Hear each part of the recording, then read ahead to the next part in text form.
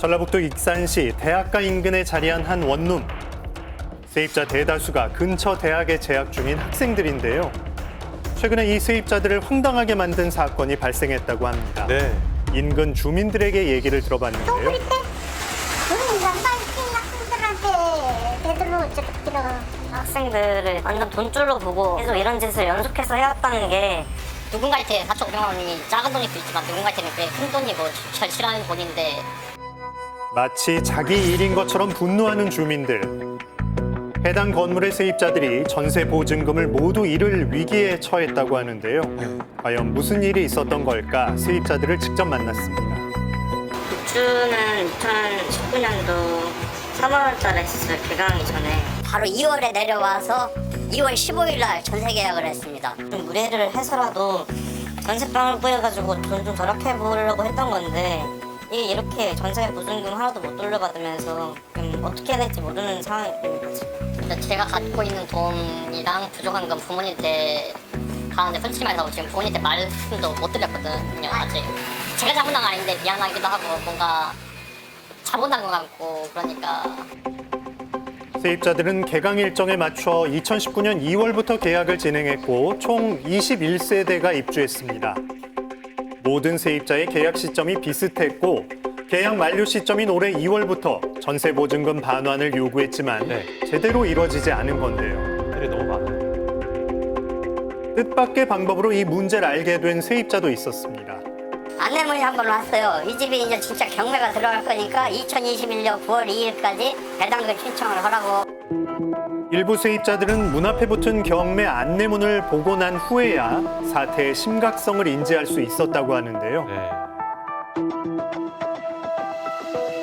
전세 보증금을 반환받지 못한 세입자가 소유주를 상대로 소송을 진행했고 그 과정에서 해당 건물은 강제로 경매에 넘어가게 된 겁니다. 제가 이 사건이 터지고 나서 이게 뭐야? 그럼 전세가 몇 집이야? 이렇게 했을 때 전체를 전세놨다고 그때서 얘기를 하더라고요. 무려 21세대 전체가 전세라는 말도 안 되는 계약이 체결됐던 것. 이렇게 받은 전세 보증금 약 10억 원은 6억 7천만 원으로 책정된 해당 건물의 경매가 이루어져도 충당할 수 없는 상황에 놓인 겁니다. 그러네요.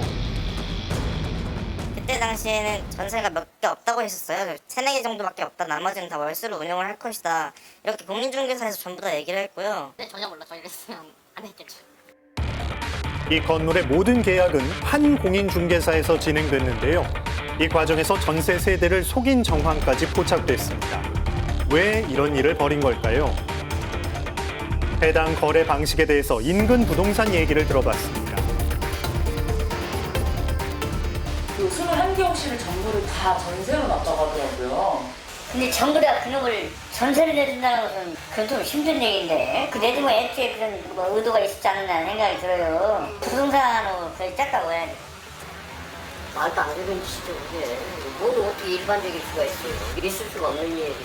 부동산이 잘못된 일이지 다 알고 그렇게 위험한 자꾸 넣어주면 안 되잖아요. 수수료도 수수료지만. 건물에 얽힌 사연은 이게 끝이 아니었습니다. 소유주가 보내온 내용 증명엔 세입자들을 충격에 빠뜨릴 내용이 담겨 있었는데요. 자기가 이제 여기가 원래 원주인이 아니고 원주인이 따로 있다는 내용 증명을 발송을 했습니다. 지금껏 건물 소유주로 알고 있던 사람이 자신을 피해자라고 주장하는 상황. 세입자들이 전혀 알지 못했던 또 다른 누군가가 실소유자란 주장입니다. 2019년 건물 매매 당시 6개월 동안 명의를 빌려주기로 하고 받은 돈 전부를 실소유주에게 송금했다는 A씨. 하지만 시간이 지나도 실소유주는 건물 명의를 바꾸지 않고 있다고 하는데요. 명의를 이제 자기 명의로 지금 할 수가 없으니 잠깐만 형 명의로 좀 가능하냐. 그리고 나서 지금 와가지고 이제 물건 갖고 가라고 하는데 이제 안 갖고 가는 거고. 실소유주가 돈을 안 주잖아요. 근데 방법이 없잖아요. 세입자들은 저한테 계속 돈 달라고 하는데 결국은 제가 개인 파산밖에 할 방법이 없는 거예요. 등기상 소유주와 실소유주의 갈등은 현재도 계속되고 있는데요. 이런 상황 속 세입자들의 걱정은 나날이 늘어만 갑니다. 그런데 해당 건물의 전세 계약을 중개했던 공인중개사가 약 2년 전 수십억 원의 전세 사기에 연루됐던 사실도 추가로 확인됐습니다. 지자체에서도 해당 내용을 확인하고 사건을 조사 중인 상황입니다. 그때도 이제 관계법에 따라서 이제 공인중개사법 위반 사항은 행정처분을 했었고, 나머지 이제 형사 사기 사건 같은 경우에는 경찰서랑 이제 민사소송으로 같이 진행이 됐었어요. 빨리 조사를 해가지고 거기에 따라서 처분을 할 예정인데 지금 아직 결과가 안 나왔거든요. 저는 이제 공인중개사법에 따라서 행정적으로 과태료 사항이나 과태료 처분이 내려질 예정이에요. 제작진은 취재 도중 자신이 실소유주라고 밝힌 남성과 어렵게 통화 연결에 성공해 그의 이야기를 들을 수 있었습니다. 저희도 뭐 새로운 임차인이 작년에 들어왔어야 어느 정도 부담을 덜면서 상환을 하고 이렇게 하는데 신규 임차인이 안 구해지다 보니까 저도 작은 문제가 생긴 부분이고, 서초동에 제가 감정가 한 110억 정도 나오는 건물을 정말 싸게 그냥 90억에 내놨어요. 그래서 요거 돈 들어오면 전액 일시로 해서 전체 상환할 겁니다. 현재로서는 건물이 언제 매각될지, 전세 보증금을 언제 돌려받을 수 있을지 무엇 하나 확실한 게 없는 상황인데요. 보증금을 돌려받을 방법은 정말 없는 걸까요? 막막한 상황. 부동산 매매에서 소유자 자기 명의를 다른 사람 명의로 옮겨 놓는 것, 그러니까 그 결국 명의를 빌려주는 행위는 부동산 실명법 위반입니다. 그렇기 때문에 그 부분에 대해서는 부동산 실명법을 위반해서 명의 신탁하는 행위는 당연히 그 명의 신탁 계약도 무효이고, 그 다음에 소유권 이전듣기를 해준 것도 효력이 무효입니다. 가산세를 부과하기도 하고요. 그 다음에 형사처벌을 하기도 합니다.